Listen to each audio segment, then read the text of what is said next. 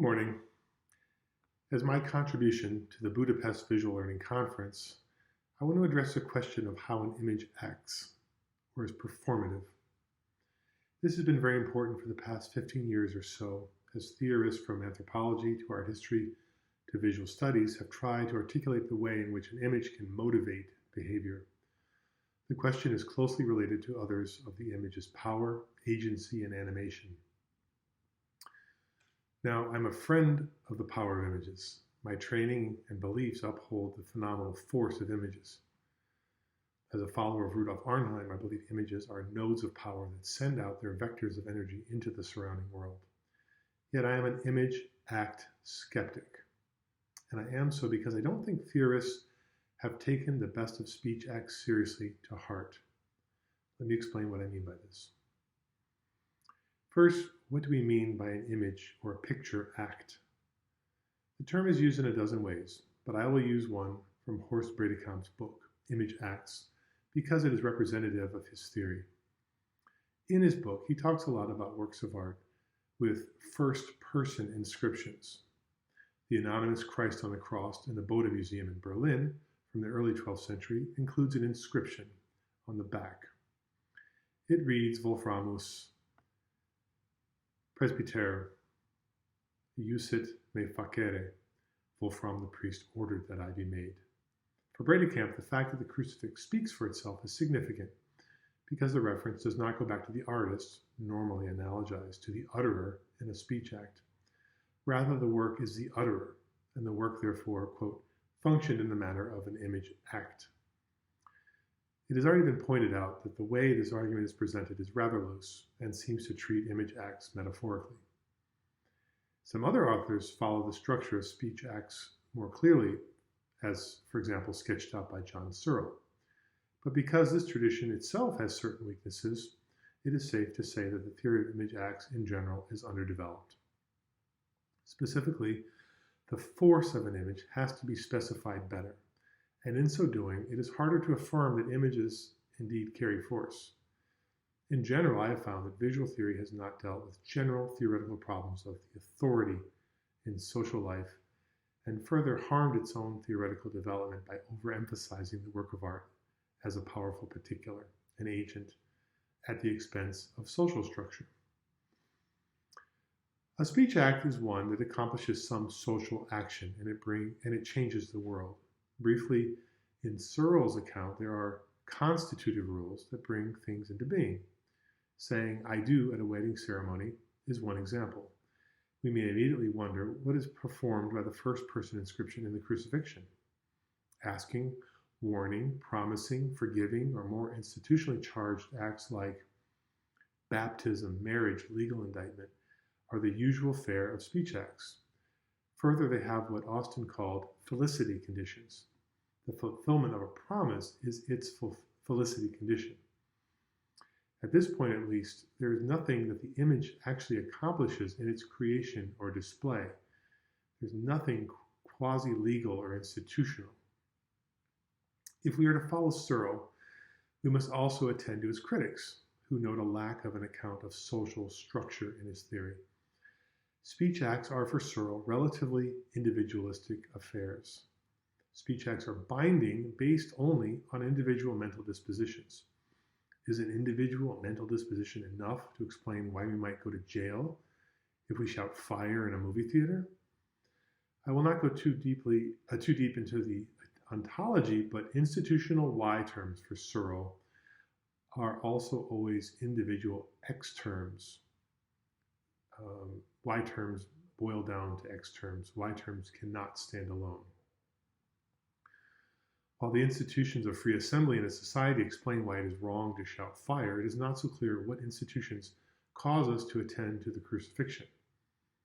What is the social group or circle? What are the norms that make us care about what Wolfram has said through his crucifixion? British sociological theorist Dave Eldervass notes that it isn't about speech at all in such acts, but normatively monitored groups that give force to utterances.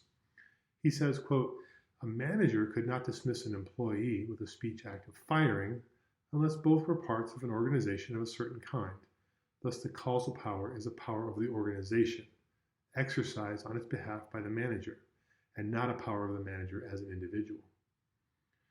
We can see that when we behave as if an object is animate, we are really reflecting the authority of the groups with or against which we operate in our own norm circle.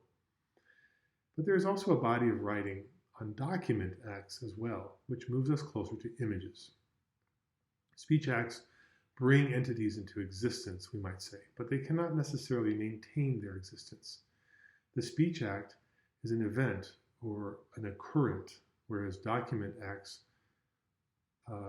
are objects or continuants. Apart from bringing an institution into existence, if Searle's account is enough, documents likewise could sustain those institutions. A speech act can initiate a promise, for example, but a document might be required to sustain it.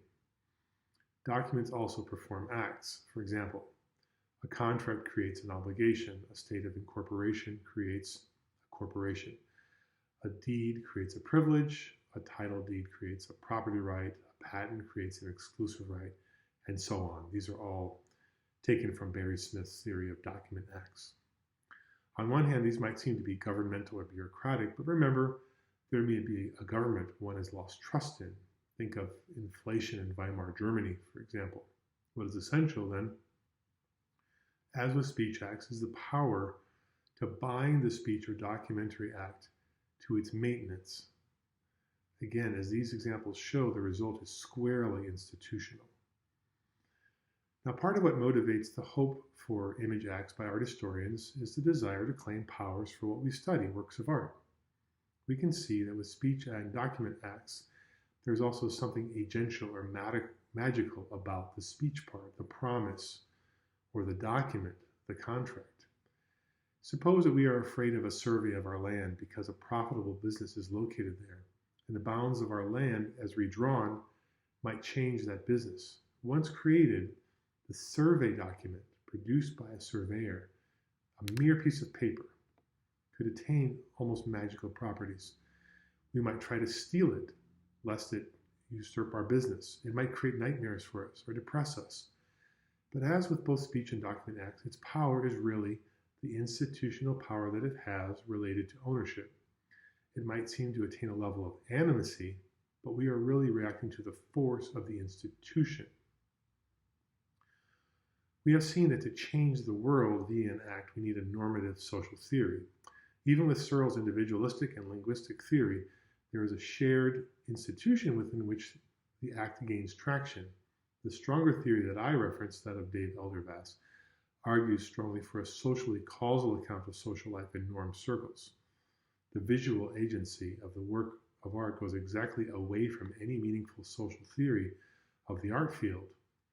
Instead, we need to think of norms, whether governmental or merely social, that could be adequate to enforce or bind speech and documentary behaviors.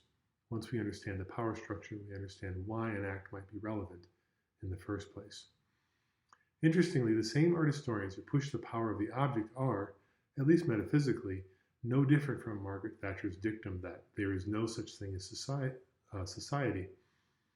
Unless we believe that our cognitive acts sustain all that exists in the world, which is methodological individualism, we need to theorize objects like promises and material relations that might underwrite our relationship to power.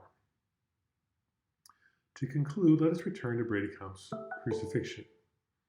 The first thing we can see is that apart from the hopeful switch of ontology from work of art to speaking agent, it and other examples do not accomplish an act.